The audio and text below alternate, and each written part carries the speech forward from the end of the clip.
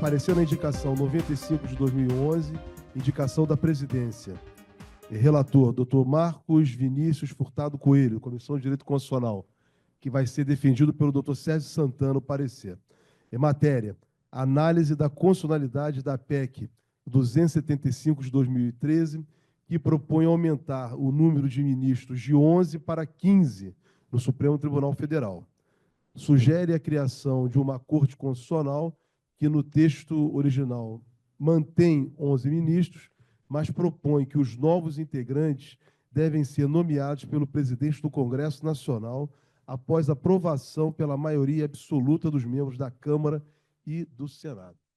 Com a palavra, o relator ad hoc, Dr. Sérgio Santana, pelo prazo regimental de 10 minutos. Senhor presidente, ilustres secretários, colegas que estão aqui no plenário físico, plenário virtual, boa tarde.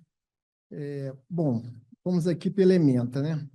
Análise da constitucionalidade, legalidade ou conveniência da PEC 275/13, que propõe aumentar o número de ministros de 11 para 15.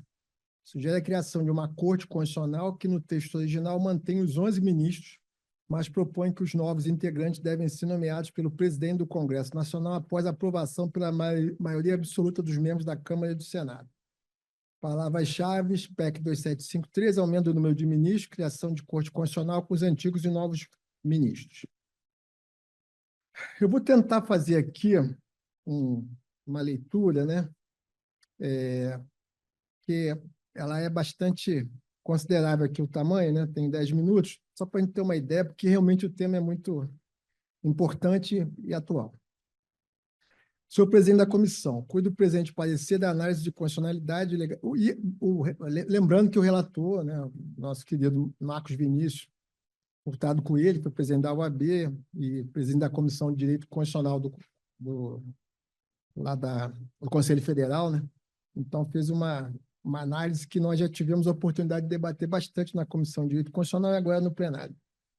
Cuido do presente parecer da análise de constitucionalidade, legalidade ou conveniência da proposta de emenda constitucional 275/13, de autoria da deputada Luísa Erundina, PSB de São Paulo, né? Agora ela está no PSOL, que propõe a criação de Corte Constitucional com alteração da composição, competência e forma de nomeação dos ministros do Supremo Tribunal Federal. Relatório. 6 de junho de 2013, o deputado federal Luísa Erundina apresentou proposta de emenda constitucional à Câmara dos Deputados.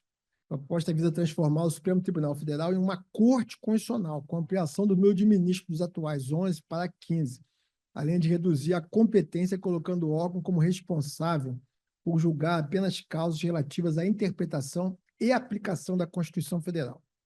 Por consequência da redução de competência que o STF abarca atualmente, propõe a ampliação do número de ministros e do rol de competência na composição do Superior Tribunal de Justiça, STJ. Atualmente, a Constituição estabelece um mínimo de 33 ministros, artigo 104 da Constituição Federal de 88, sendo que, tradicionalmente, são mantidos apenas o número mínimo de ministros em sua composição. A PEC propõe alteração para o mínimo de 60 ministros. Para tanto, são propostas diversas alterações no texto constitucional. A primeira delas é a mudança de nomenclatura do Supremo Tribunal Federal, que, após alteração em sua composição e competência, passaria a se chamar Corte Constitucional.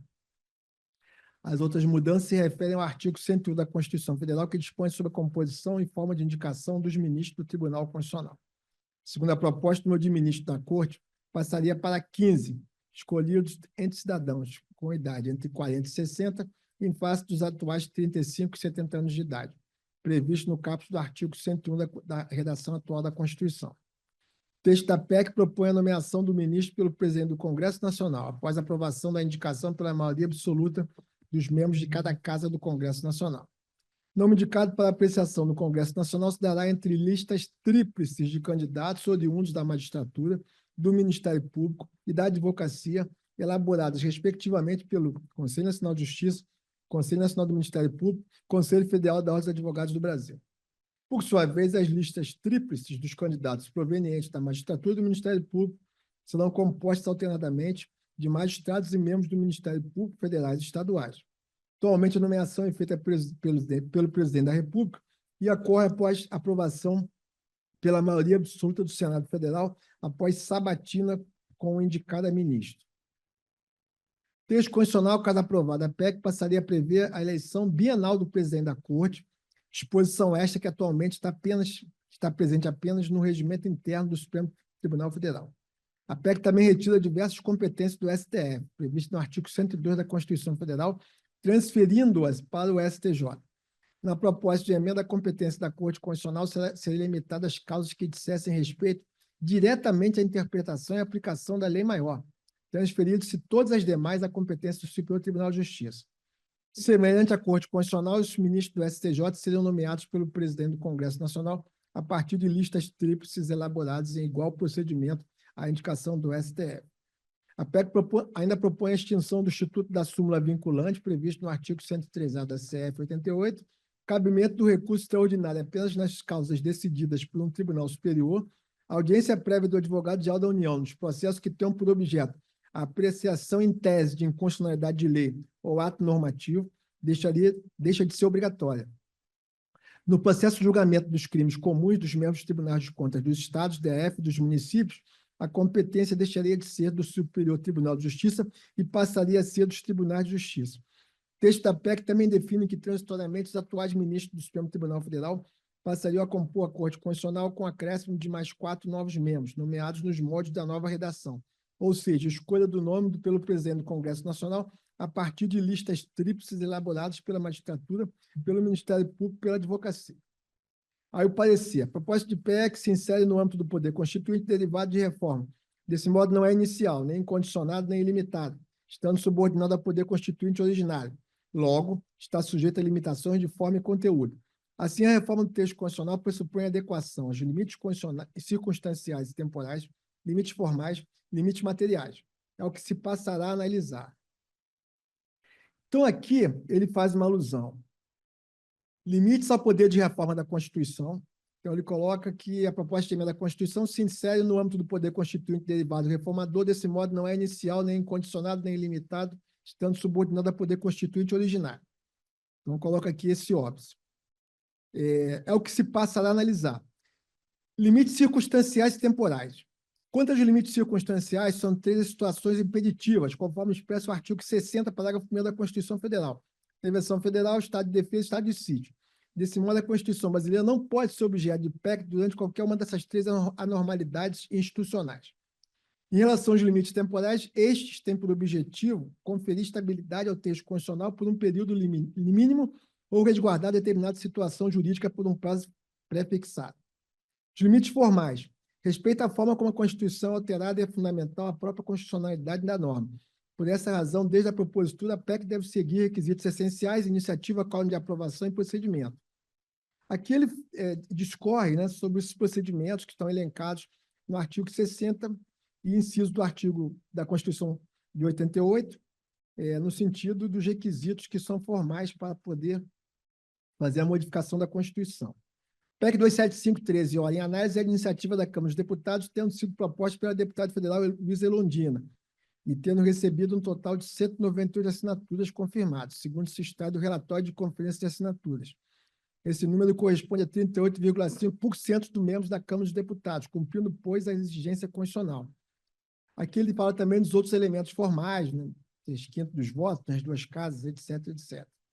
Limites materiais. Limites materiais são as cláusulas de perpetuidade destacadas pelos constituintes originários que impõem limitações ao poder de reforma, como destaca a doutrina. Parte-se do pressuposto de que o poder constituinte originário é a expressão da vontade do povo e que as limitações que este impõe destinam-se a restringir a vontade dos representantes do povo no exercício dos poderes constituídos. Aí que elenca os incisos do parágrafo 4º do artigo 60.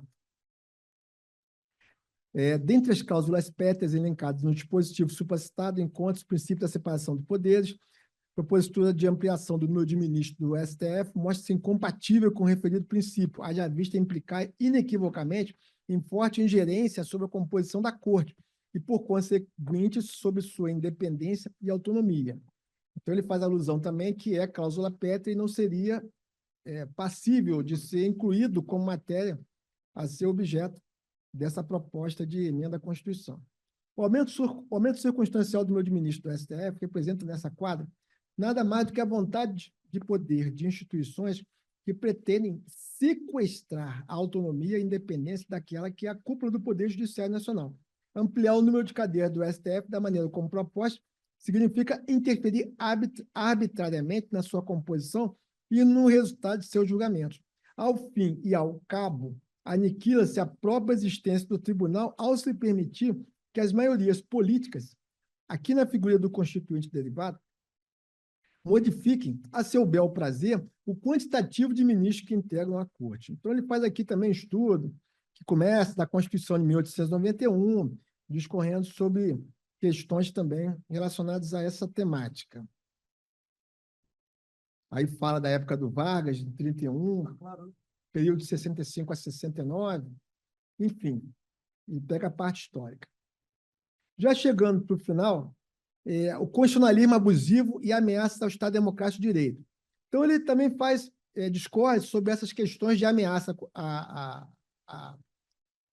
uma institucionalidade da convivência entre os poderes através de possibilidades de mudar justamente a estrutura, né, a composição, relacionado principalmente ao poder judiciário. Aí eu utilizo aqui exemplo da Colômbia, da Venezuela, da Hungria, entre outros exemplos também de tentativas que, em algum momento, também ocorreram nessa perspectiva.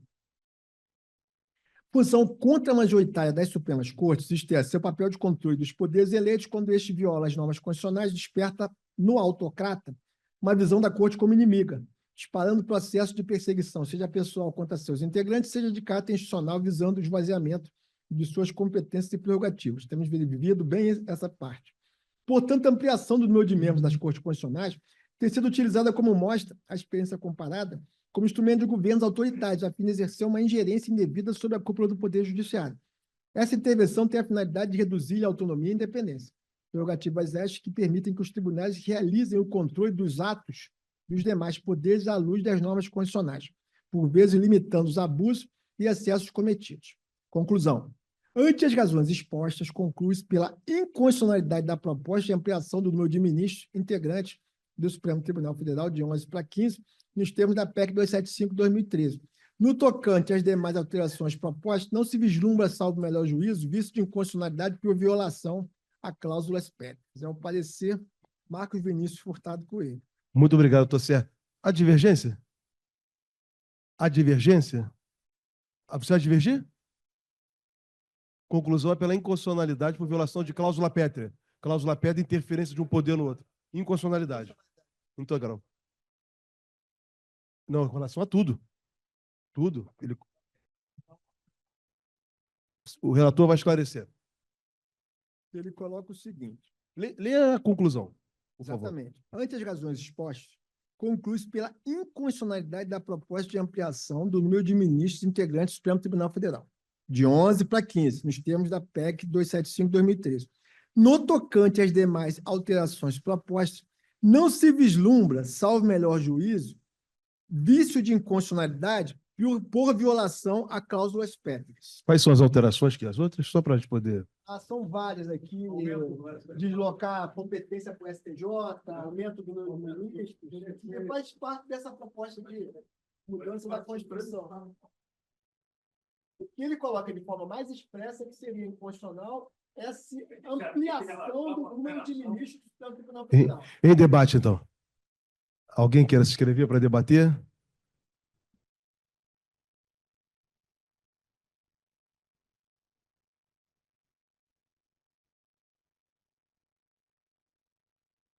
O microfone, Sérgio, está sendo gravado.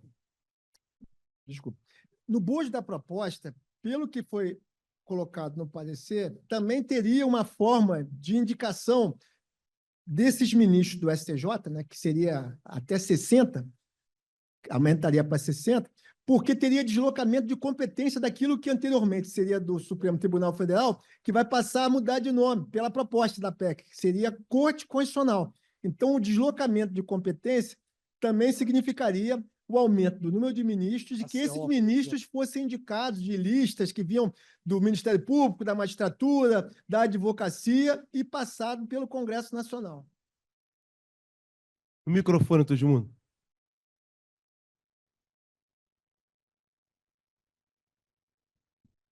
Veja bem, o Supremo Tribunal Federal, na nossa estrutura, ele representa uma Corte Constitucional e uma Suprema Corte.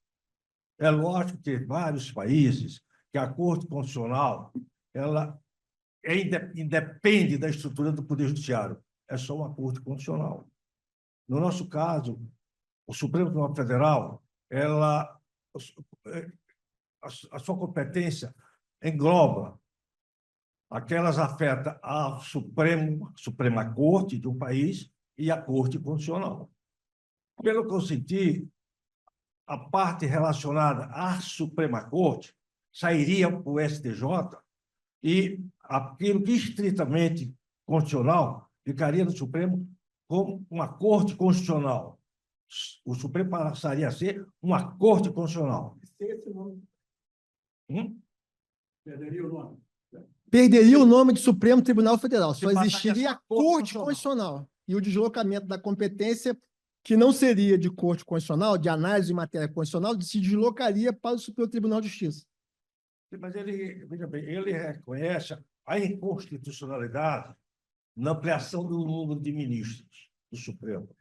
Mas mas não reconhece a inconstitucionalidade em subtrair da competência do Supremo Tribunal Federal essas matérias. Não tem razão. Não tem razão. Você tem razão. Né? Eu também entendi. Eu também não concordo com isso, não. Exato. Aí é que eu não entendi. Há um esvaziamento. Ou é inconstitucional. Pois não, está tirando as atribuições do Supremo. Há um enfraquecimento de um poder em detrimento do outro. Quer dizer, isso não é inconstitucional. Na visão do relator. Exatamente. Mas não, mas por isso que o debate, nós estamos debatendo. Mas eu acho que, então, diante do debate... Tanto subtrair a competência do Supremo Tribunal Federal, veja bem, isso é iniciativa do Supremo Tribunal Federal. Está claro, Edmundo? Está claro. Né? Eu te agradeço. Então, eu quero... Te agradeço. Está claro. O Joicimar está inscrito? Miro vai querer falar? Na sala virtual alguém quer falar? Não, pode votar também, manifestar.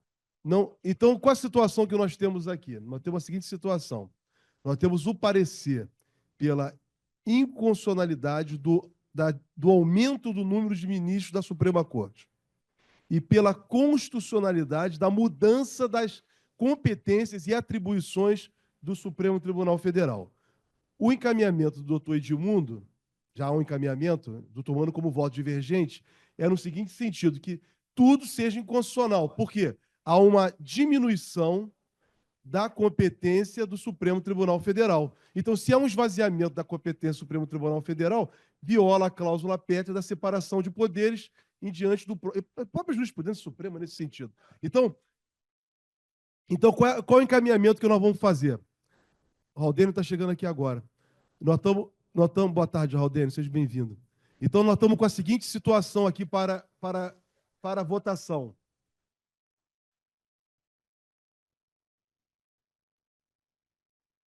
Ele concorda. Concorda pela constitucionalidade. Isso ele entende que é constitucional. Mas só que se para você aumentar a atribuição, o número de ministros, você vai ter que tirar o número de ministros, a competência do Supremo Tribunal Federal. Uma coisa... Não, também interfere, mas ela tem uma ligação direta ao número do aumento de ministros, desde que seja esvaziado a competência do Supremo. Transfere, Sérgio, a nomeação para o Legislativo?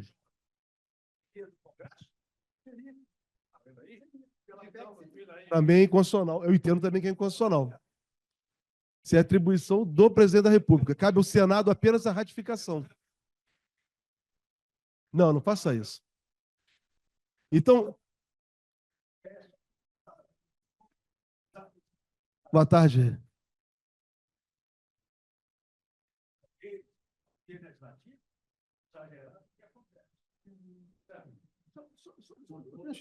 Eu tenho só uma questão de ordem. Sérgio, minutinhos. Sérgio, calma aí, devagarzinho. Questão de ordem. Questão de ordem. Mas vamos lá. Então, questão de ordem, doutor Sérgio Santana. Talvez fosse o caso da nossa assessoria aqui verificar a indicação, porque essa indicação foi da presidência. E eu não sei se a indicação foi para analisar a ampliação. Porque ele faz uma alusão, ao longo do trabalho dele, do parecer, de que o Marcos Vinícius, o relator, ele faz uma alusão de que o tema é amplo, mas ele se concentra só na ampliação. Então, eu estou achando que talvez a presidência, quando fez essa indicação, Tá aí, e aí teria que ler. Tá aí, Sérgio, a indicação tá aí. Não, só tem o parecer, Jorge. Não, a indicação tá na capa, na primeira folha. Claro, estamos em debate, tá? Com todo respeito à autora da PEC, a deputada Luísa Erundina, uma figura emblemática Claro, da republicano. política brasileira. Se ela teve a iniciativa de apresentar, seguramente foi de boa fé. Seguramente foi de boa fé. Porém, eu creio que não podemos decidir dessa maneira tal matéria. Eu penso que há um vício de iniciativa. A República vive uma crise. A verdade é essa. A República Brasileira vive uma crise. Eu não sei se é crise na República ou crise da República, mas a República Brasileira vive uma crise, os poderes se chocando. Eu creio que nós devemos, e a Erundina não faz parte, claro que, desse plantel que deseja ampliar a crise. Ela sempre foi uma pessoa da conciliação, da harmonia, da defesa dos direitos humanos, da defesa das instituições. Essa é a Luísa Erundina. Bom, e talvez ela tenha sido escolhida para capitanear a coleta de assinaturas por conta dessa trajetória, por conta desse currículo, dessa biografia que ela tem, porque inibe muito dizer o seguinte: para mim, isso é flagrantemente inconstitucional. Perfeito. Com todas as ressalvas, a primeira signatária, deputada Erundina, que eu aplaudo em todas as iniciativas, inclusive nessa que eu procurarei interpretar por que ela fez. Mas o trabalho apresentado, na minha visão, não contribui para a organização dos poderes da República. Não se pode definir o aumento do número de cadeiras do Supremo Tribunal Federal, como fez o general Geisel, para 15 membros. Não se pode. Não se pode, pura e simplesmente, dizer que está aumentado também o número de membros do Superior Tribunal de Justiça. Mas quem vai dobrando ou triplicando, quase? E como é que se vai dar essa composição, atendendo aqui critérios políticos? Como fica? E o Superior Tribunal de Justiça é o Superior Tribunal da Cidadania Brasileira, porque ali é que estão as questões que dizem respeito, praticamente, ao dia a dia dos cidadãos, num grau máximo, quase, de recurso, no recurso especial. Perfeito. Então, eu penso que não é matéria para ser tratada, a não ser por iniciativa do Poder Judiciário, com uma fundamentação muito precisa para exame do Legislativo. Uma fundamentação que também que não pode ser aceita pura e simplesmente. Vamos aumentar o número de juízes do STJ? Isso atende a quem, afinal de contas? Então, meu voto, modestamente, é pela inconstitucionalidade integral. Vamos fazer o encaminhamento. Então, o Emílio levantou mais um ponto importante aqui. Além do mérito, né, a proposta de emenda à Constituição 275 de 2013, né, ser inconstitucional por violação da cláusula pétrea da separação de poderes, também seria inconstitucional, apesar de ser uma emenda à Constituição, mas é um encaminhamento que pressupõe que deveria, né, vir do Poder Judiciário, apesar de não ser um projeto de lei. Então, o encaminhamento fica da seguinte forma, até para que depois possa constar na ata. Tá? Vamos votar, o encaminhamento de votação é o seguinte, temos o parecer, que é pela inconstitucionalidade parcial. E o plenário, pelo que eu estou entendendo aqui, tá, está manifestando pela inconstitucionalidade integral da proposta de emenda à Constituição. Então, vai ser assim que nós vamos fazer a votação. Ok? Então, quem é pela... Se for reprovado o parecer, está aprovado a inconstitucionalidade integral. Tá? Então, quem acompanha o parecer... Ninguém acompanha o parecer? Aqui no... Pode, Sérgio. Então faça agora, se em relação à votação, faça agora. Eu vou fazer uma observação aqui, porque até por uma questão de Claro. honestidade Boa intelectual. fé, boa fé. A indicação da presidência foi nos seguintes termos. Emenda. Análise da constitucionalidade, legalidade ou conveniência da PEC 275/13. Beleza, se fosse isso, eu acho que a gente tinha que enfrentar todos os temas dessa PEC malfadada. Legalidade e ou conveniência da PEC 275/13. Mas olha só, amigo, na emenda. Que propõe aumentar o número de ministros de 11 para 15.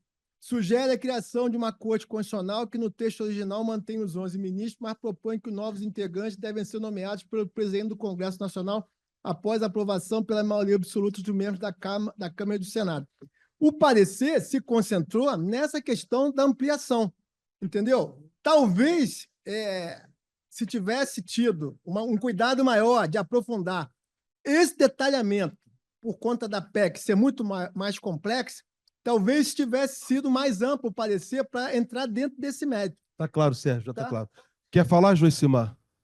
Jorge, só para lembrar o seguinte, o parecer ele foi aprovado dessa forma na comissão, né, no âmbito da comissão. Né, não foi levantado esse debate lá.